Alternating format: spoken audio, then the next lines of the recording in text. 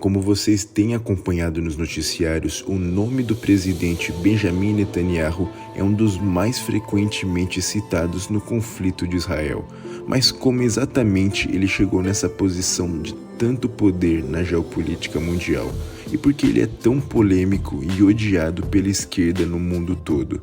Meu nome é Caio, você está no canal O Diligente e sem mais demoras, vamos logo ao que interessa. Benjamin Bibi Netanyahu nasceu em Tel Aviv em 1949. O seu pai, Ben-Zion, era um historiador conhecido por impor padrões incrivelmente altos aos seus filhos. Ele também era político e extremamente desconfiado dos israelenses de esquerda que desejavam fazer acordos de paz com a Palestina. Já no ano de 63, os Netanyahu se mudaram para os Estados Unidos, depois que Ben-Zion aceitou um cargo acadêmico na Pensilvânia. Em solo americano, o jovem Benjamin frequentou a Shelterham High School, localizada num enclave judeu nos subúrbios da Filadélfia. Ele frequentou o ensino médio no auge da Guerra do Vietnã e, segundo relatos, foi um dos poucos alunos que apoiavam de fato a guerra. Eventualmente, alguns dias antes de sua cerimônia de formatura do ensino médio, Netanyahu voltou a Israel para servir nas Forças de Defesa de Israel, as famosas FDIs. De volta a Israel, rapidamente se destacou no serviço militar e atuou como capitão de uma unidade de comando de elite chamada Sayeret Matkal, após ser recomendado por um de seus membros. O seu serviço militar terminou em 1972, mas essa certamente não seria a última vez que ele lutaria. Ele voltou aos Estados Unidos para estudar no MIT. No mesmo ano, ele se casou com sua primeira esposa, Miriam Weizmann, que conheceu em Israel. No entanto, em 73, a guerra o levou de volta para sua terra pátria e ao serviço militar. Ele se juntou à mesma unidade de elite para lutar na famosa e terrível guerra do Yom Kippur. Após a guerra, ele retornou aos Estados Unidos, mas o exército israelense ainda teria uma profunda influência em sua vida, pois o seu irmão mais velho, Yoni, também lutou como parte do Sayeret Matkal. Entretanto, seu destino seria muito diferente do de seu irmão, pois no ano de 1976, durante uma operação de resgate das IDFs em Uganda, Yoni foi morto. Isso fez com que Netanyahu, que havia acabado de começar um novo emprego como consultor em Boston, mudasse o rumo de sua carreira totalmente. Após esse evento, ele decidiu iniciar um instituto antiterrorismo em nome de seu irmão. Mas a morte de seu irmão não foi o único evento que abalou a sua vida pessoal.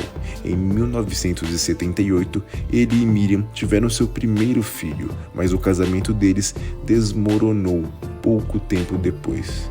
Netanyahu, assim, voltou a Israel após o seu divórcio e foi trabalhar numa empresa de móveis. No ano de 1981, ele se casou com Fleur Katz, sua segunda esposa, mas esse casamento também terminaria num divórcio em 84. No entanto, durante esse tempo, a vida profissional de Netanyahu começaria a decolar. Em 82, um amigo da família dos Netanyahus, Moshe Arens, foi nomeado embaixador de Israel nos Estados Unidos. E assim, Netanyahu passou de uma empresa de móveis para os assuntos externos israelenses. Ele foi convidado para ser o vice de Arens na embaixada israelense em Washington. Seu sotaque americano o destacava e o tornava a voz ideal do governo israelense na televisão americana. Netanyahu então prosperou em seu novo cargo e foi rapidamente promovido para ser o embaixador de Israel na ONU. Já em 1988, Netanyahu retornou mais uma vez a Israel. Ele dessa vez concorreu a uma vaga no parlamento do país, conhecido como Knesset. Eu espero que seja assim que se fala. E essa vaga era como membro do partido de direita Likud.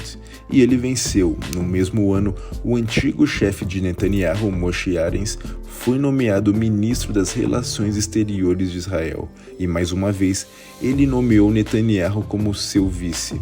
Netanyahu era um encaixe perfeito para a posição, que supervisionava as relações entre o governo israelense e o Congresso dos Estados Unidos. Durante esse período, Netanyahu começou a se posicionar como uma importante força conservadora dentro do partido Likud, e essa mudança rapidamente deu resultados. Já em 1991, ele se casou com a sua terceira e atual esposa, Sarah Ben-Artzi. Em 1992, o partido Likud foi derrotado nas eleições parlamentares.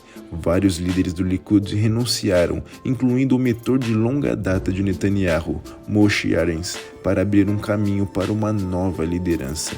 O Likud tinha uma nova geração de estrelas em ascensão, incluindo Netanyahu, que eram conhecidas como os príncipes do Likud. Netanyahu e o restante dos príncipes eram vistos como parte da americanização da política israelense na época, devido à sua abordagem pragmática para a negociação política.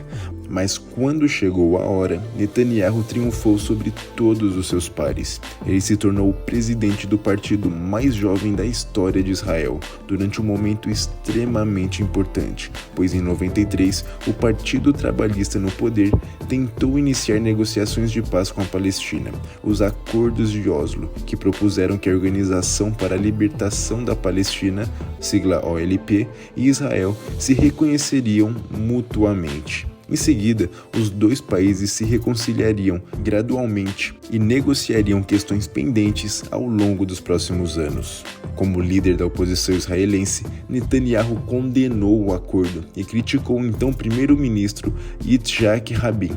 Ele até mesmo escreveu um artigo de opinião no New York Times, afirmando que um Estado palestino na fronteira de Israel só aumentaria o terrorismo no país. Mas no ano de 1995, algo aconteceria que ameaçaria todo esse processo de paz. Após realizar um comício pela paz em Tel Aviv, o primeiro-ministro Rabin foi assassinado por um extremista israelense de direita. O seu sucessor, Shimon Peres, convocou eleições antecipadas para obter um mandato e continuar avançando no processo estabelecido nos Acordos de Oslo. Mas isso não aconteceu. Em vez disso, Netanyahu venceu as eleições de 1996 por uma margem bem estreita. Benjamin Netanyahu, assim, se tornou o mais jovem primeiro-ministro da história de Israel. Durante a campanha, Netanyahu consistentemente denunciou os Acordos de Oslo e criou políticas que acabariam com eles, como uma proposta de expansão dos assentamentos israelenses na Cisjordânia. Assim, em seu primeiro mandato, Netanyahu realmente minou esses acordos, principalmente por meio da expansão de assentamentos controversos. Mas ele também fez grandes concessões pela paz, como devolver parte da terra da Cisjordânia para a OLP. Essas concessões tornaram cada vez mais difícil para Netanyahu manter o seu partido unido, resultando que no ano de 1999, líderes do Likud começaram a se voltar contra Netanyahu e até o seu ex-mentor Moshe Arens se virou contra ele, fazendo campanha contrária. Mas ainda que Netanyahu tenha sobrevivido aos desafios dentro do seu partido, ele perdeu as eleições nacionais de 99 para o candidato trabalhista Ehud Barak, com uma margem significativa. Os resultados pareciam ser um referendo sobre as políticas de Netanyahu e sinalizavam que os cidadãos israelenses queriam continuar buscando a paz com a Palestina.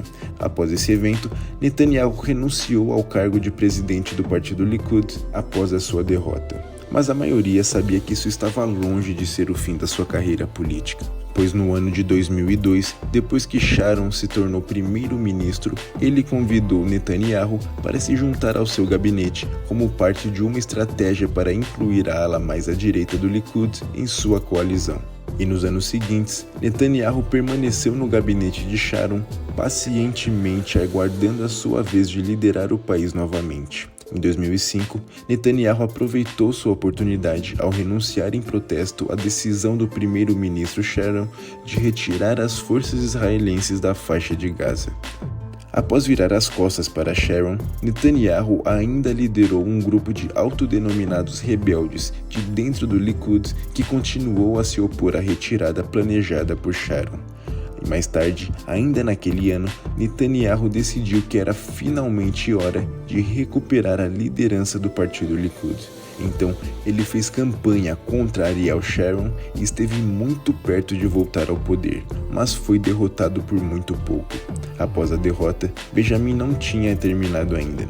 Numa reviravolta do destino, se sentindo desanimado por sua quase derrota, Ariel Sharon tomou a surpreendente decisão de sair do partido para lançar o seu próprio partido centrista.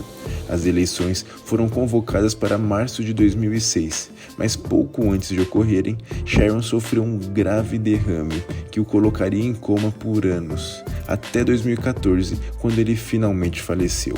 Após essa tragédia, Netanyahu foi visto por alguns como o melhor líder para a segurança nacional de Israel. No entanto, o partido de Netanyahu não venceu as eleições de 2006. Ele teria que esperar ainda mais 3 anos antes de tentar novamente. Apesar do Likud perder por pouco a eleição de 2009, vários partidos menores formaram uma coalizão majoritária com ele. E Netanyahu foi escolhido para liderar essa coalizão. Assim, ele voltou ao poder após uma década de tentativas. Com mais apoio dos moderados em Israel, ele agora começou a governar sem concessões. Ele se recusou a congelar a construção de novos assentamentos na Cisjordânia, que seriam ilegais do ponto de vista do direito internacional. Essa medida levou ao colapso das negociações de paz com a Palestina em 2011. No entanto, com a economia de Israel florescente e uma situação de segurança tranquila, a popularidade de Netanyahu aumentou durante o seu tempo no cargo, entre 2013 a 2015. Mas em 2016, isso mudaria, pois o apoio a Netanyahu e ao Likud começou a desmoronar após o anúncio de uma investigação bombástica sobre ninguém menos do que o próprio Benjamin Netanyahu. Essa investigação levou 3 casos separados de corrupção contra Netanyahu. Em fevereiro de 2019, o Procurador-Geral de Israel anunciou a sua intenção de acusá-lo de suborno e fraude. No entanto, apesar de toda essa diversidade, Netanyahu ainda assim venceu as eleições de 2019. E agora cá estamos, diante da maior guerra que Israel enfrentou desde os tempos do Yom Kippur. Será que Netanyahu estará a par de finalmente acabar com a ameaça ao território nacional? Ou será que o judiciário do seu país acabará por processá-lo antes que isso aconteça? Só o futuro pode dizer. E você, o que você acha? Você acha que Netanyahu de fato está agindo com os melhores interesses em prol da nação? Ou você acha que existe algum outro ponto de vista que não está sendo considerado? Conta aqui nos comentários. Vamos fazer aqui nos comentários uma sessão bem interessante de discussão para podermos ver todos os pontos de vista desse assunto. Se você gostou desse conteúdo, por favor se inscreva no canal. Muito obrigado pela audiência e até mais.